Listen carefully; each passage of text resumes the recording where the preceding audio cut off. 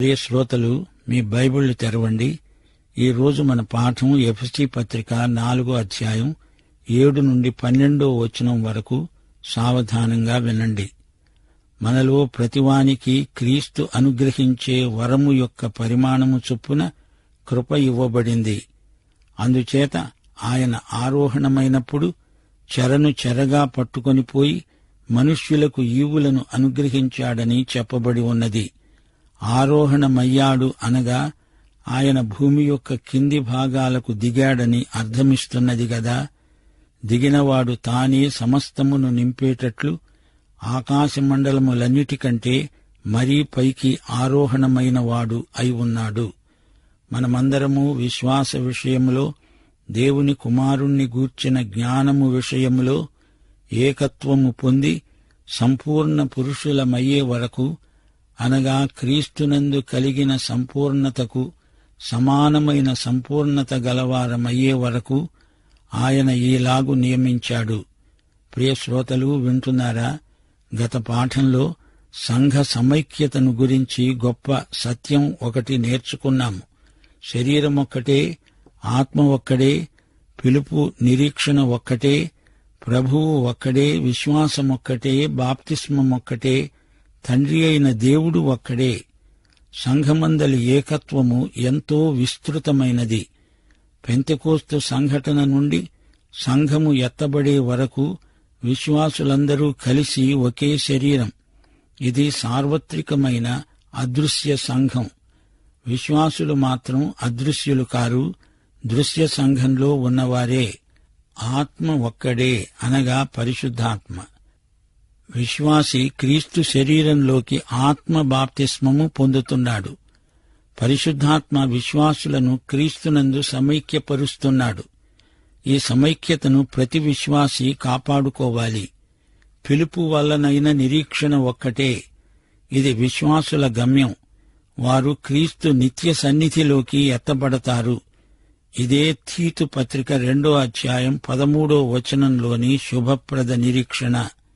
ప్రభువు ఒక్కడే, ఆయనే ప్రభు అయిన యేసుక్రీస్తు. విశ్వాసులందరూ ఆయన ప్రభుత్వం క్రిందనే ఉన్నారు. ఈ యేసు ప్రభుత్వ భావన విశ్వాసుల సమైక్యతకు బలమైన ప్రేరకం. విశ్వాసం ఒక్కటే అంటే ఏమిటి? విశ్వాసులకందరికీ అపొస్తలుల బోధ సమగ్ర సత్యమై వారిని నడిపిస్తుంది. అపొస్తలుల కార్యములు 2వ అధ్యాయం 42వ వచనం, వారు అపొస్తలుల బోధయందు ఎడతెగకుండా ఉన్నారు. అపొస్తలుల బోధ నుండి వైదొలిగినప్పుడే సంఘం చీలికలైపోతుంది. సంఘ చరిత్ర ఈ వాస్తవాన్ని ధృవపరుస్తుంది. అపొస్తలిక బోధ విశ్వాసులందరినీ ఒకటి చేస్తుంది. బాప్తిస్మము ఒకటే, పరిశుద్ధాత్మ బాప్తిస్మం. ఇదే అసలైన బాప్తిస్మం. నీటి బాప్తిస్మం ఆత్మ బాప్తిస్మానికి సంకేతం. ఆత్మ బాప్తిస్మము విశ్వాసులందరినీ సమైక్యం చేస్తుంది. మనందరి తండ్రి దేవుడు ఒక్కడే.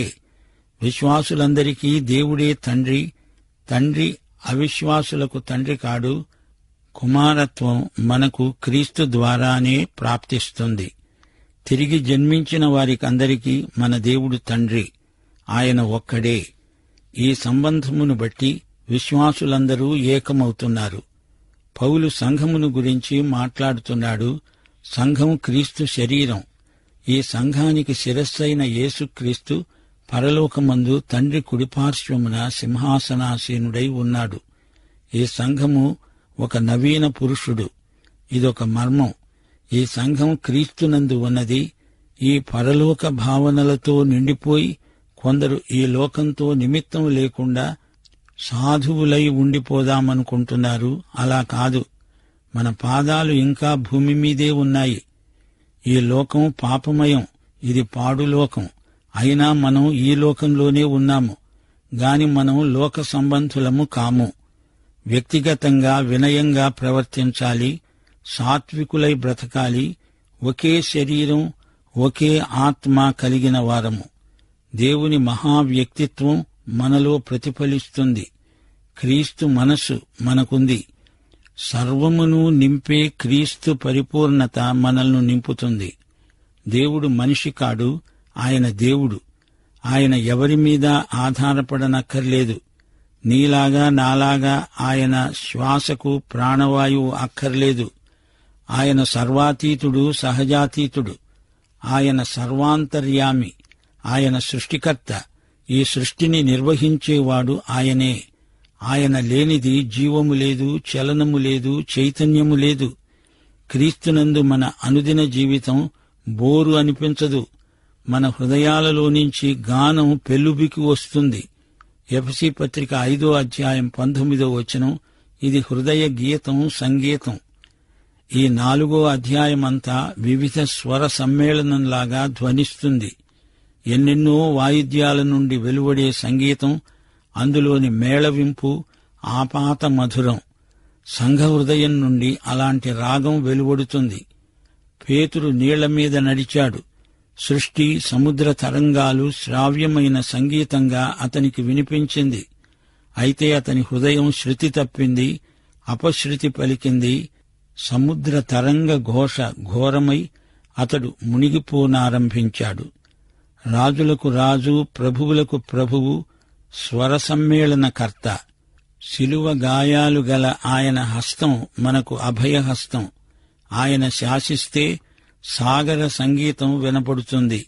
ఆయన అందరికి పైగా ఉన్నవాడు, అందరిలో వ్యాపించి ఉన్నాడు, అందరిలో ఉన్నాడు. సంఘం ఒక నూతన పురుషుడై ఈ భూమి మీద నడుస్తాడు.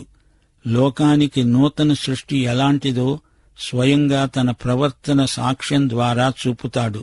సంఘం ఎల్లప్పుడూ చిన్నారి చిట్టిపాపలాగా ప్రవర్తించకూడదు.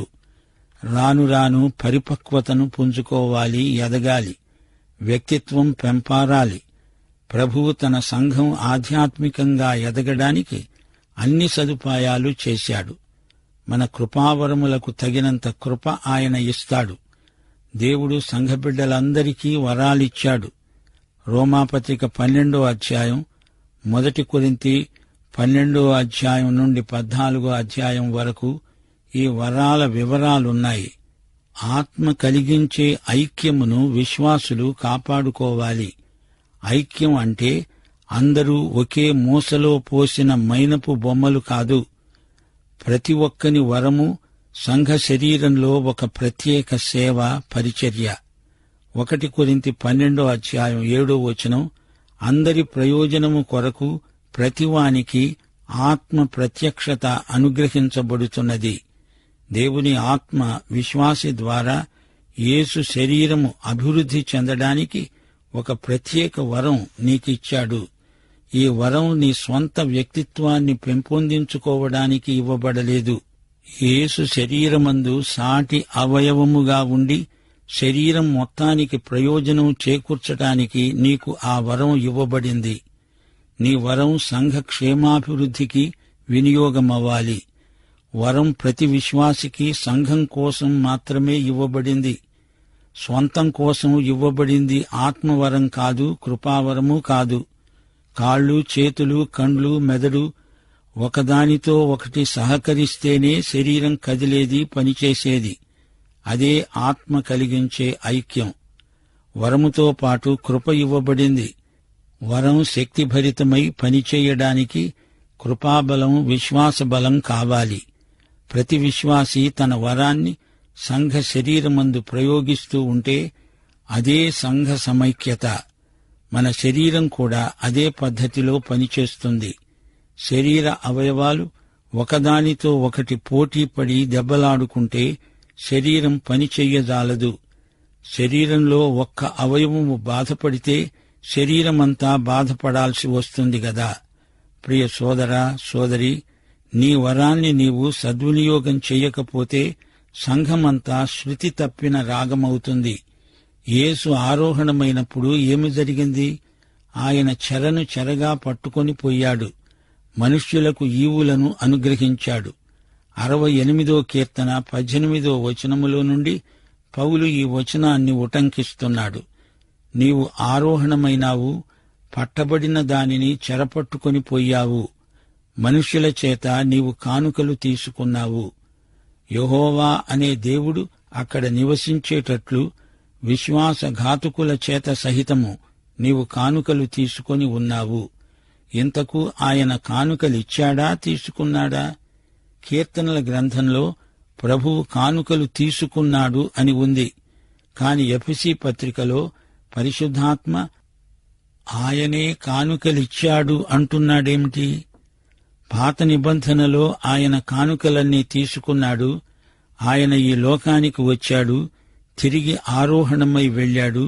ఇప్పుడాయన పరిశుద్ధాత్మ ద్వారా ఈవులను పంచిపెడుతున్నాడు. ఆయన తన సంఘానికి పరిశుద్ధాత్మ ద్వారా ఇవన్నీ పంచిపెడతాడు గనుక అప్పుడు ఆయన కానుకలు స్వీకరించాడు. ఇప్పుడు మనకు ఈవులు ఇస్తున్నాడు. ఈ రెండూ నిజమే. దేవుని వాక్యములో ఎట్టి స్ఖాళిత్యము ఉండదు, పరస్పర వ్యాఘాతము కానరాదు. యేసు ఆరోహణమైనప్పుడు ఆయన చేసిన 2 ఘనకార్యములు ఇక్కడ పేర్కొనబడ్డాయి. ఆయన చెరనే చెరగొనిపోయాడు. పాత నిబంధన కాలంలో విమోచింపబడిన వారిని చెరలో ఉన్నవారు అన్నారు. వారు చనిపోయి పరదైసుకు వెళ్లారు. క్రీస్తు ఈ పాత నిబంధన విశ్వాసులను పరదైసు నుండి విడుదల చేసి తనతో పాటు దేవుని వద్దకు తీసుకువెళ్లాడు. అయితే ఈ రోజున విశ్వాసి ఎవరైనా చనిపోతే పరదైసుకు వెళ్తాడని చెప్పబడలేదు. 2 కొరింథీ 5వ అధ్యాయం 8వ వచనం, ఫిలిప్పీ పత్రిక 1వ అధ్యాయం 3వ వచనం చెప్పిన ప్రకారం ఈ దేహమును విడిచిపెట్టి ప్రభువునొద్ద నివసించడానికి వెళ్లిపోతాము. మనలో ప్రభువు ఒక సత్క్రియ ఆరంభించాడు. యేసుక్రీస్తు దినము వరకు దానిని కొనసాగిస్తాడు.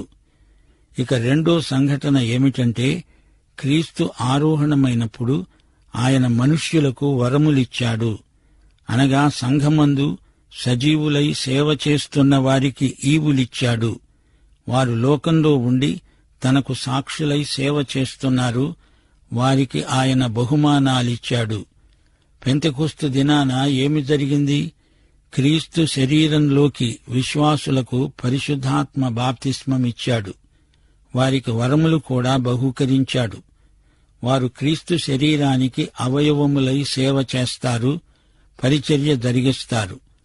పరిశుద్ధాత్మ ప్రతి శరీరావయవానికి తగిన పని, స్థానము కల్పించాడు, ఏర్పరచాడు, నియమించాడు. కొత్తగా వచ్చిన ప్రతి విశ్వాసికి ఇలాగే చేస్తున్నాడు పరిశుద్ధాత్మ. నాటి నుండి నేటిదాకా క్రీస్తు శరీరం ఇలాగే అభివృద్ధి చెందుతున్నది. ఆయన ఎక్కిపోవడానికి ముందు భూమి యొక్క క్రింది భాగాలకు దిగిపోయాడు. దిగినవాడు పైకి ఆరోహణమయ్యాడు. ఆకాశమండలములన్నిటికంటే మరీ పైకి ఎక్కి వెళ్లాడు. ఆ విధంగా ఆయన సమస్తమును నింపినవాడయ్యాడు. శ్రోతలు గమనించండి, ఆయన దిగాడు అంటే ఆయన పుట్టుక కాదు. ఆయన నరకంలోకి దిగి వెళ్లాడు. చనిపోయాక ఆత్మలో నరకశ్రమలనుభవించాడు అనుకోకండి. ఆయన పుట్టుక, మరణము ఆయన ఎంత క్రిందికి దిగాడో సూచించే సంఘటనలు. అవి ఆయన అవరోహణాన్ని సూచిస్తాయి. పాత నిబంధనలోని విశ్వాసులను దేవుని యొద్దకు తేవడానికి అవి చాలు. ఆయన సంపూర్ణత, పరిపూర్ణత ఇక్కడ చూడగలం. దిగినవాడే ఆకాశ మండలములన్నిటికంటే పైగా ఎక్కినవాడు. ఈ విధంగా ఆయన సమస్తము నింపాడు. విశ్వాసంలో, క్రీస్తును గురించిన జ్ఞానంలో మనం సంపూర్ణత దిశగా ఎదగాలి. మనలో ఏకవాక్యత ప్రవర్తిల్లాలి. మనమంతా సంపూర్ణ పురుషులమవ్వాలి. క్రీస్తు యొక్క సంపూర్ణతకు సమాన స్థితికి మనమంతా ఎదగాలి. దానికి కావలసిన సదుపాయమంతా ప్రభువే చేశాడు. సంఘ విశ్వాసులు అనగా పరిశుద్ధులు సంపూర్ణులవ్వాలి. క్రీస్తు శరీరము క్షేమాభివృద్ధి చెందాలి. పరిచర్య ధర్మము సక్రమంగా జరగాలి. ఇదే ప్రభువు చిత్తం, సంకల్పం. దేవుడు సంఘానికి అపొస్తలులను, ప్రవక్తలను, సువార్తికులను, కాపరులను, ఉపదేశకులను ఇచ్చి వారికి ఆత్మవరములిచ్చాడు. సంఘానికి సేవకులనిచ్చి సేవకులకు ఈవులు, వరములు ఇచ్చాడు. అపొస్తలులను ప్రభువే పిలిచాడు, నియమించాడు. పౌలు తన అపొస్తలత్వాన్ని గురించి ఏమన్నాడు? మనుష్యుల మూలముగానైనా ఏ ఒక్క మనిషి వలననైనా కాక యేసుక్రీస్తు వలన, తండ్రి అయిన దేవుని వలన నేను అపొస్తలుడుగా నియమించబడ్డాను. నా అపొస్తలత్వాన్ని మనుషుల వల్ల పొందలేదు, నాకెవడూ బోధించలేదు, యేసుక్రీస్తే నాకు బయలుపరిచాడు. సంఘానికి ఆయన ప్రవక్తలనిచ్చాడు. వీరు కొత్త నిబంధన ప్రవక్తలు. మర్మములను అపొస్తలులకు, ప్రవక్తలకు బయలుపరిచాడు. అపొస్తలులు, ప్రవక్తలు సంఘమునకు దేవుడిచ్చిన సేవకులు. సేవకులకు వరాలిచ్చిన వాడు ఆయనే. అపొస్తలులు, ప్రవక్తలు ఇక్కడ ఇప్పుడు లేకపోయినా వారు అదృశ్య సంఘంలో ఉన్నారు. వారిని, వారి సేవను దేవుడు సంఘానికిచ్చాడు. పౌలు మనకివ్వబడిన అపొస్తలుడు. పౌలు క్రీస్తుతో ఉన్నాడు. ఆయన అదృశ్య సంఘంలో ఉన్నాడు. సువార్తికులను దేవుడు సంఘానికిచ్చాడు. సువార్తికులు ప్రయాణాలు చేశారు. పౌలు ఎన్నో సువార్త ప్రయాణాలు చేశాడు. పరిశుద్ధాత్మ వారిని నడిపించాడు. వారు సువార్త ప్రకటించారు. కాపరులు దేవుడు సంఘాలకు ఇచ్చిన వ్యక్తులు. వీరికి దేవుడు వరాలిచ్చాడు. ఉపదేశకులు ఎంతో సేవ చేశారు, వాక్యాన్ని బోధించారు. వారికి అనుగ్రహింపబడిన కృప చొప్పున వేర్వేరు కృపావరములు వీరికి ఇవ్వబడినవి. వాక్యాన్ని క్రమబద్ధంగా బోధించే ఉపదేశకులు దేవుడిచ్చిన బహుమానాలు. ఈ వరాలున్న సేవకులందరూ సంఘ క్షేమాభివృద్ధికై పరిచర్య ధర్మం నెరవేరుస్తారు. మనం ఒకటి గ్రహించాలి, అన్ని వరాలు అందరికీ ఉండవు. ఒక్కరే అన్నీ చేయాల్సిన అవసరం లేదు. ప్రభువు ఎవరికి ఏ వరమిచ్చాడో ఆ వరం సంఘ క్షేమానికి దోహదపడుతుంది. దేవుడు బైబిలును అందరి కొరకు తెరిచాడు. సంఘ పరిచర్యలను కూడా దేవుడు అందరి కొరకు తెరిచి ఉంచాడు. ఏ ఒక్కరో చేసేది కాదిది. సంఘం సర్వతోముఖంగా అభివృద్ధి చెందాలి, ఎదగాలి. క్రీస్తునందు సమస్తమును ఏకముగా సమకూర్చాలని దేవుని చిత్తం. అన్యులకు సువార్త ప్రకటించాలని దేవుడు జగత్ పునాదికి ముందే సంకల్పించాడు. యూదులు తిరస్కరించబట్టి అన్యులకు సువార్త రాలేదు. యూదులకు, అన్యులకు సువార్త ప్రకటించాలని దేవుడెప్పుడూ సంకల్పించాడని మనం గ్రహించాలి. వారు, వీరు అని ఏమిటి? దేవుడు అందరినీ తన ప్రేమ పరిధిలోకి తేవాలని సంకల్పించాడు. దేవుని కృప పక్షపాతమెరుగదు. బహుళ వర్ణ చిత్రం లాంటిది దేవుని కృప. ఆయన కృపలో మానవత అంతా ఇమిడి ఉంది. దేవుని సంఘంలో సభ్యులు ఎలాంటివారు? వారి వారి సేవ ఎలాంటిది? క్రీస్తు యేసు కృపావరాలు ఎంత శక్తిభరితమైనవి అనే అంశాన్ని పౌలు చర్చిస్తున్నాడు. సంఘ బిడ్డల సుగుణమేదైనా, వారు సాధించిన విజయమేదైనా, వారి పవిత్ర భావాలన్నీ యేసుక్రీస్తును బట్టి ఆయన ఆత్మ వల్ల కలిగినవే అని మనమెల్లప్పుడూ జ్ఞాపకం చేసుకుంటూ ఉండాలి. క్రీస్తు వరదాత. యేసు ఆరోహణం సంఘ విజయం. యేసు యొక్క విజయ శక్తి ఆరోహణం. పాత నిబంధన వ్యవస్థలో విజేత కానుకలు స్వీకరిస్తాడు గాని కొత్త నిబంధనలో విజేత తన వారికి వరాలిస్తున్నాడు, బహుమానాలు విరివిగా పంచిపెడుతున్నాడు. పాత నిబంధనలో పౌరుషము గలవాడై ప్రజల నజరానాలను స్వీకరించిన దేవుడు కొత్త నిబంధనలో ప్రేమమయుడై తన సంఘానికి వరములు పొందిన సేవకులను ప్రేమ కానుకగా ఇస్తున్నాడు. యేసు అవరోహణం తరువాత ఆరోహణం. యేసు ఆరోహణమైనప్పుడు తన మహిమలో ప్రవేశించాడు. అవరోహణుడైన యేసే ఆరోహణుడైన యేసు. మహిమలోని యేసు దివి నుండి భువికి దిగివచ్చిన క్రీస్తు. ఆయన మానవతను, విశేషించి వ్యక్తిగతంగా ప్రతి మానవుణ్ణి ఎంతో ప్రేమిస్తున్నాడు. పాపులను వెదకి రక్షిస్తూనే ఉన్నాడు. రోగులను స్వస్థపరుస్తూనే ఉన్నాడు. దుఃఖపడే వారిని ఓదారుస్తున్నాడు. ఆయన ఆరోహణమై వెళ్ళినా ఇంకా ఆయన నరుడే. మనలను మరచిపోలేదు. ఆయన మనకు దేవునికి మధ్యవర్తి అయిన నరుడై ఉన్నాడు. ఆరోహణుడైన యేసు సమస్తము నింపుతున్నాడు. ఆయన ఇక్కడ ఉండగా మానవ మితులకు లోనై ఉన్నాడు. ఇప్పుడైతే మహిమలో ఉండి తన ఆత్మ ద్వారా లోకమంతటా ఉన్నాడు. యేసు ఆరోహణం లోకమంతటినీ యేసుమయం చేసింది. క్రీస్తు లోకమంతటినీ నింపుతున్నాడు. సంఘం ఒక క్రమబద్ధమైన పరిచర్యగా రూపొందడం విశేషం. అపొస్తలులను వరములతో సహా దేవుడు సంఘానికిచ్చాడు. అపొస్తలుడు అంటే ప్రభువు నెరిగినవాడు, ప్రభువు పునరుత్థానానికి సాక్షి. ప్రవక్తలు సంఘమునకివ్వబడిన వరములు గల సేవకులు. పరిశుద్ధాత్మ ఇచ్చిన వరాల ద్వారా గొప్ప కార్యాలు జరిగాయి. నాడు నేడు సంఘం ఎత్తబడే వరకు పరిచర్య ధర్మం జరిగేటందుకు పరిశుద్ధాత్మ నేతృత్వం ఉండనే ఉన్నది. సువార్తికులు సంచారక బోధకులు, ప్రవక్తలు దేవుని తీర్పును ప్రకటించేవారు గాని సువార్తికులు దేవుని ప్రేమను బోధిస్తారు. 2 తిమోతి 4:5 పౌలన్నాడు, నీవు సువార్తికుని పని చెయ్యి. కాపరులు, ఉపదేశకులు సంఘానికి ఇవ్వబడిన బహుమానాలు. అన్య సాంప్రదాయాలలో నుండి వచ్చిన వారికి యేసు ప్రబోధాలను ప్రయోగాత్మకంగా బోధించి ఈ క్రొత్త జీవిత శైలిని వారికి అలవరిచిన వారు ఉపదేశకులు. కాపరులు మందను నడిపిస్తారు. వారికి ఎదురయ్యే సమస్యలకు వాక్యానుసారమైన పరిష్కారాన్ని చూపించి పరిచర్య చేసేవారు కాపరులు. యేసుకు ఉపకాపరులై వీరు సంఘ నాయకత్వపు కృపావరము గలవారై సేవ చేస్తారు. క్రైస్తవ సిద్ధాంతాలను సంఘ శ్రేయస్సు దృష్ట్యా విశదీకరించి చెప్తారు. సంఘ పవిత్ర ప్రమాణాలను, ఆధ్యాత్మిక విలువలను దేవుని ఆత్మ సహాయంతో పరిరక్షించే పరిచారకులు సంఘ కాపరులు.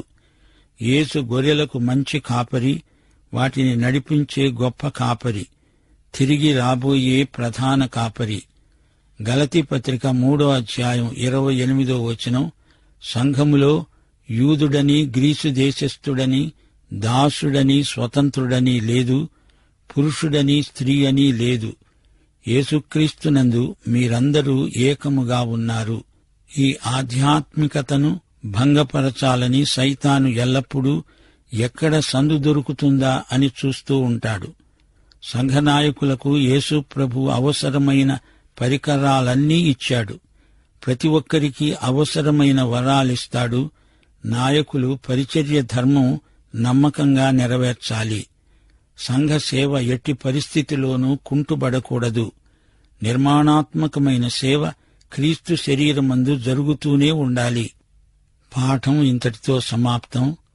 మన ప్రభు అయిన యేసుక్రీస్తు వారి దివ్య కృప, తండ్రి అయిన దేవుని పరమ ప్రేమ, పరిశుద్ధాత్మ యొక్క అన్యోన్య సహవాసము మనకందరికీ సదాకాలము తోడై ఉండునుగాక. ఆమేన్.